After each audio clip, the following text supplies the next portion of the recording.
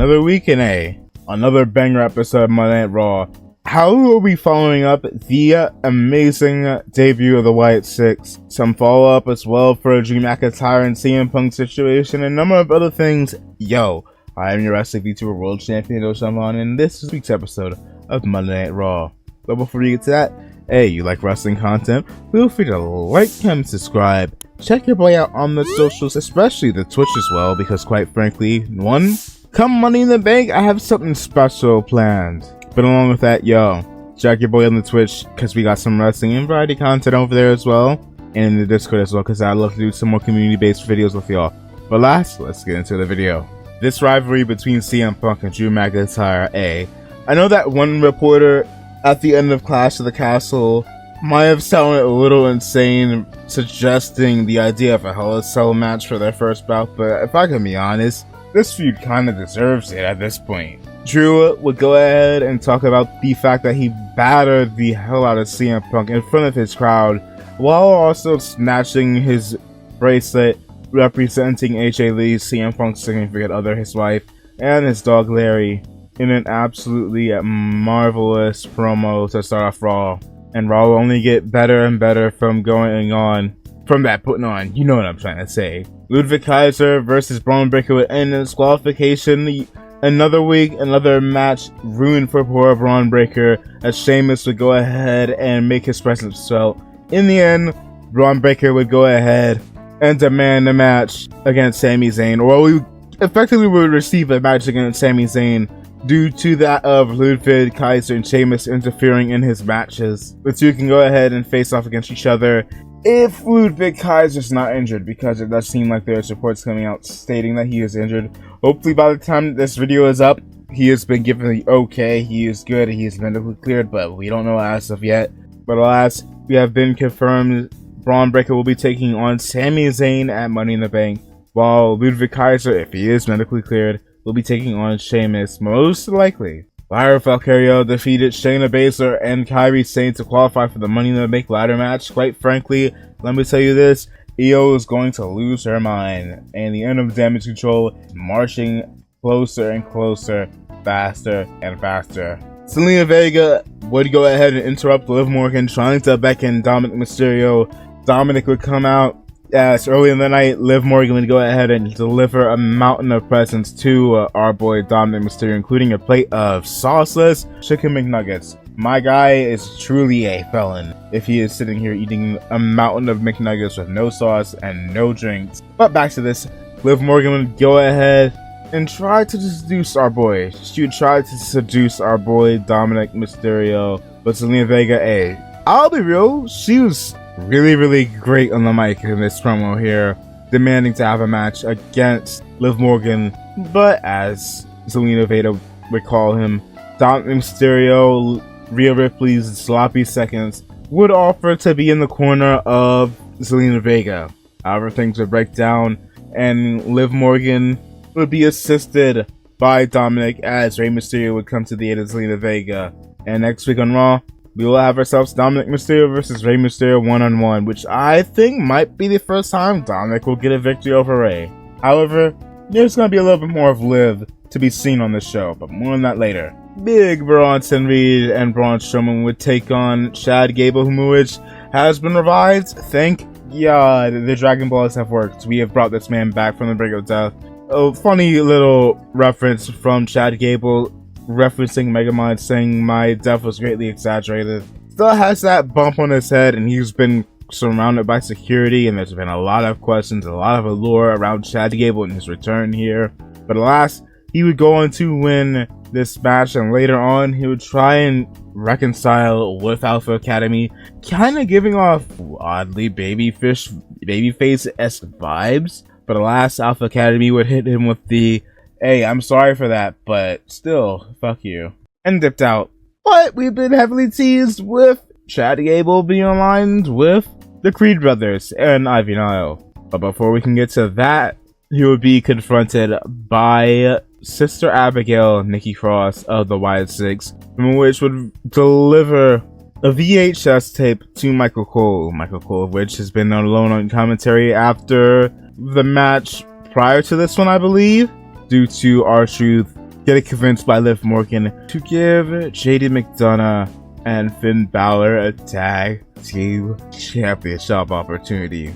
Also because, well, Pat McAfee's most likely been packed up. Abs on Fire and Isla Pokemon Dawn will go ahead and defeat Katana Chance and Kaden Carter, retaining the women's tag team champions. And while I'm still happy for Isle and Alba, I don't see these tag titles getting booked as strongly and as prominently as they were for Jade Cargill and Bianca Belair. Hopefully I'll be wrong. Hopefully I'll be proven wrong and they'll go ahead and continue to kill it with the title scene. But I don't know. We'll see. I still feel like we could have kept the titles on Jade and Bianca for some time longer. Yeah, another enjoyable promo with Damian Priest, El Campeon, and Seth Rollins. Although, and I would say, while Seth was putting out a good point that Damian Priest needs help to win his matches, it's kind of ironic considering that with all these comparisons these two are making towards one another.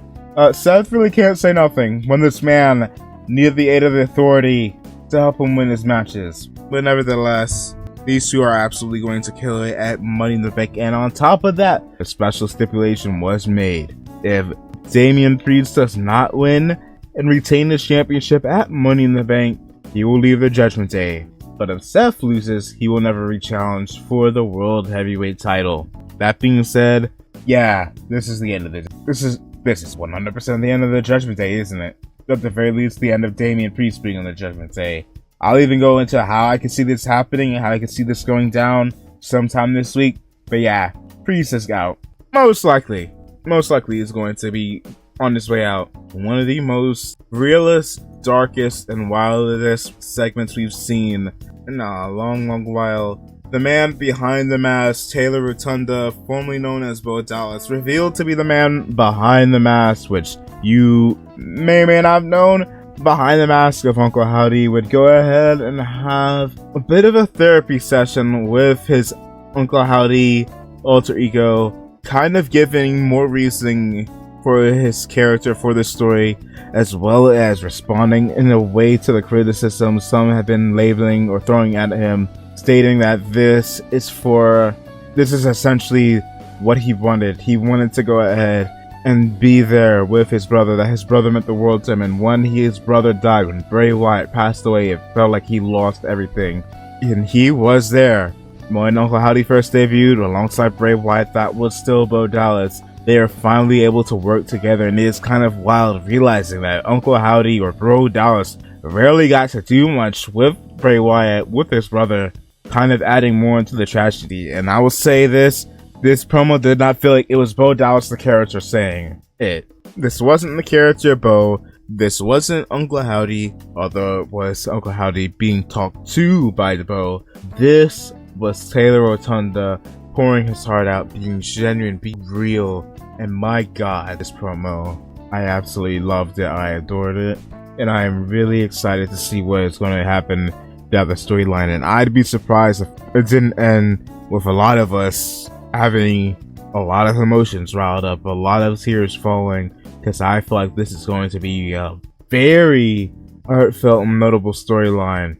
And I can be honest with you, when Bray Wyatt, and I'll give you a little bit of a backstory with me. When Bray Wyatt first debuted the Firefly Funhouse stuff, I personally did not feel like it was going to go well up until like the second week or so.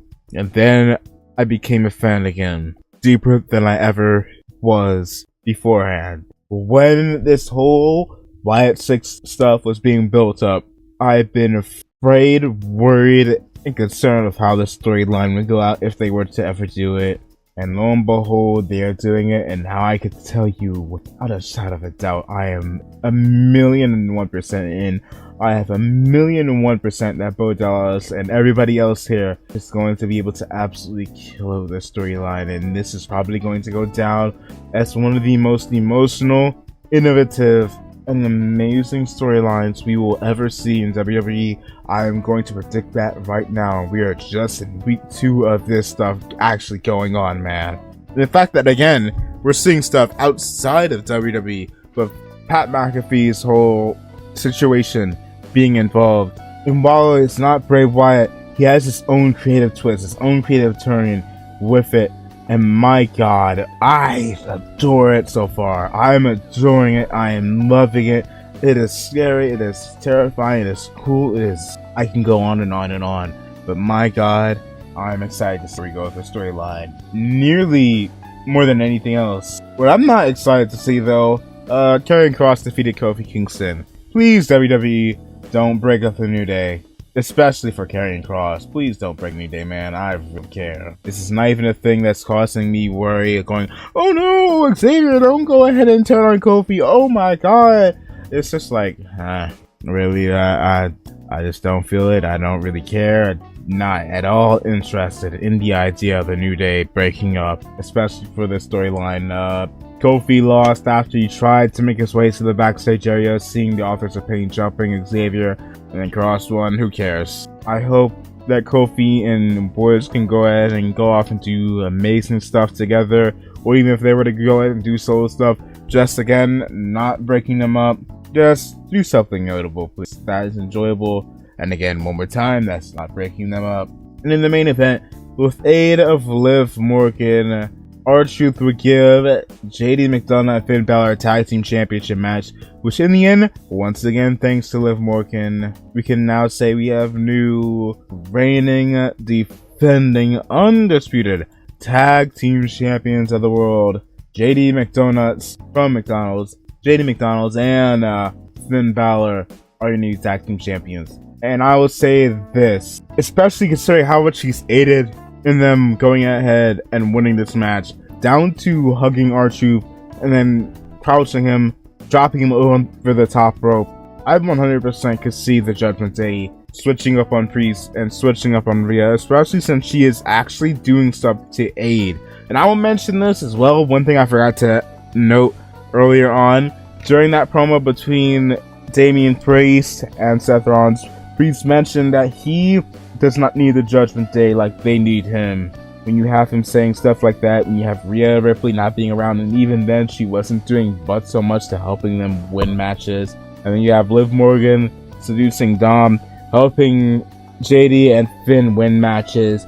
I genuinely see the Judgment Day splitting up, changing, morphing, and yet again, you can say that the Liv Morgan Revenge Tour fully underway. And at last, we also got the final day, the final match, the end of this tag team title reign of the Awesome Truth, which I'll be real, has kind of been a massive letdown, as they've done next to nothing since WrestleMania.